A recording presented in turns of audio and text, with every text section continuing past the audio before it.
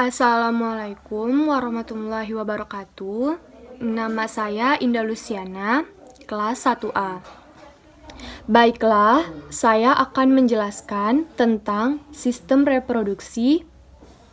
Bagian dari sistem reproduksi yang saya pilih adalah tuba falopi. Tuba falopi adalah saluran ovum yang terlentang antara ornu uterine hingga suatu tempat dekat ovarium dan merupakan jalan ovum mencapai rongga uterus. Terletak di tepi atas ligamentum berjalan ke arah mulai dari osterum tubae pada dinding rahim. Dinding tuba terdiri dari 3 lapisan, yaitu serosa, muskolar, serta mukosa dengan epitel.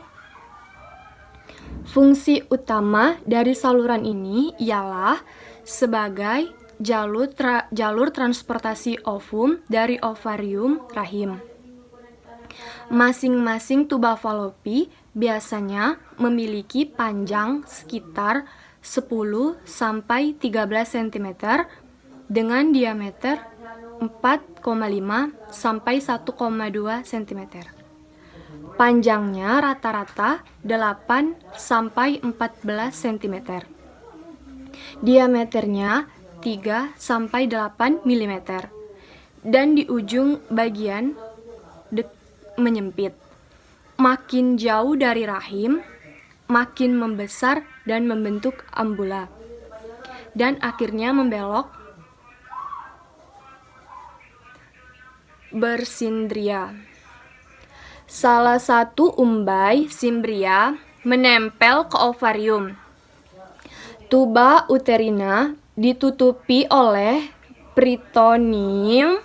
Di bawah peritoneum ini terdapat lapisan berotot yang terdiri atas serabut longitudinal dan melingkar. Lapisan dalam ini terdiri atas epitelium yang bersilia.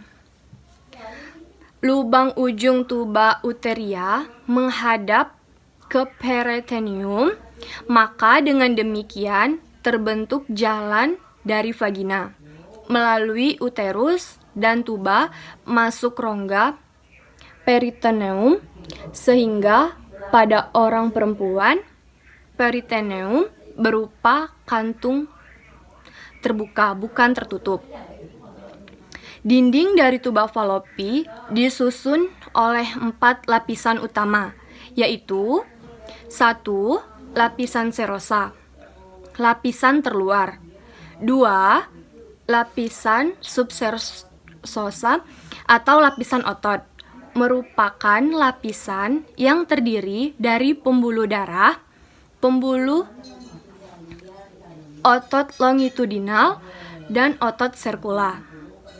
Otot pada lapisan ini berfungsi untuk menciptakan gerakan sehingga tuba falopi dapat mentransportasikan ovum dari ovarium rahim. 3. Lamina propria. Sebagian besar lapisan ini merupakan pembuluh darah, sehingga sering juga disebut lapisan vaskular. 4. Lapisan glukosa. Lapisan yang tersusun oleh epitel koloner bersilata dan sel sekretif. Tuba falopi dapat terbagi menjadi 4 bagian utama, yaitu fembrie, struktur seperti jari. Bagian ini berfungsi untuk menangkap sel telur dari ovarium. Infundibulum, tempat melekatnya simbriae. Ovula regia, bagian keluar dari tuba falopi, biasanya merupakan tempat terjadinya Fertilisasi. Pertemuan sel sperma dengan sel ovum. Istumus merupakan saluran sempit yang menghubungkan empula dengan rongga rahim uterus. Fungsi tubal falopi. Fungsi utama dari tubal falopi merupakan sebagai saluran yang membawa sel ovum dari ovarium ke uterus rahim.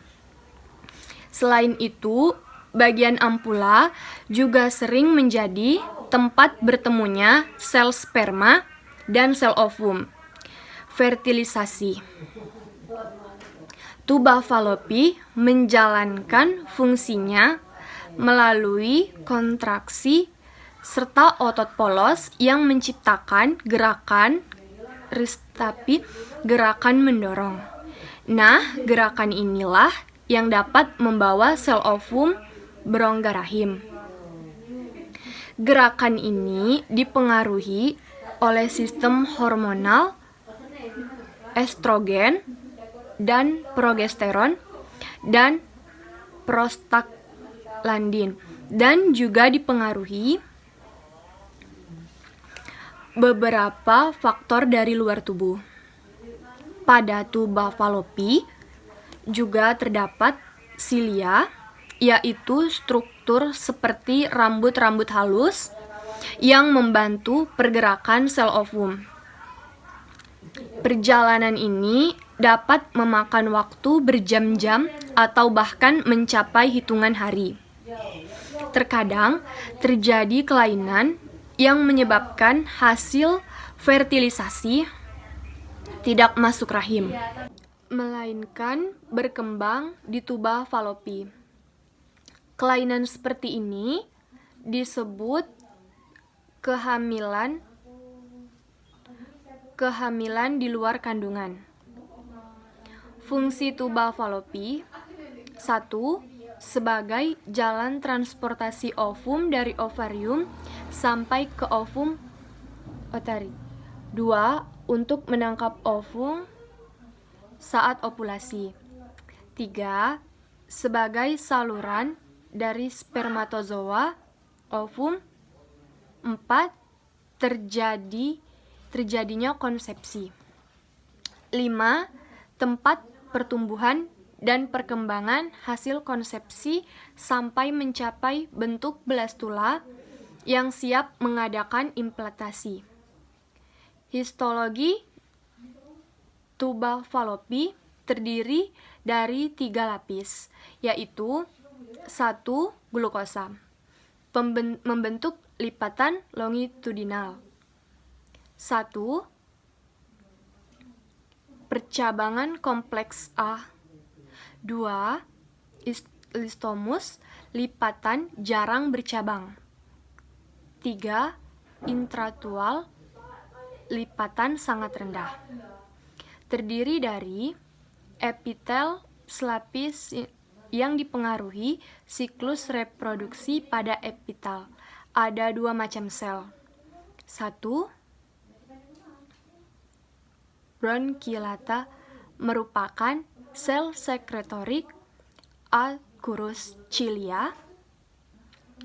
Jumlah meningkat pada kehamilan meningkat. 2. Sel bersilia Kirdia ures A. bergerak ke arah uterus. Jumlah terbanyak infundibulum, paling sedikit istemus. Lamina propria terdiri dari jaringan ikat selular sedikit sel.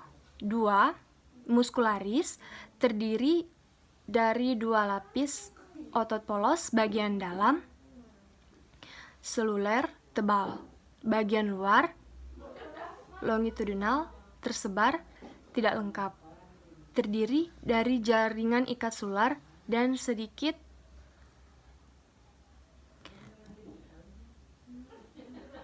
2. Muscularis terdiri dari otot polos tersusun meningkat.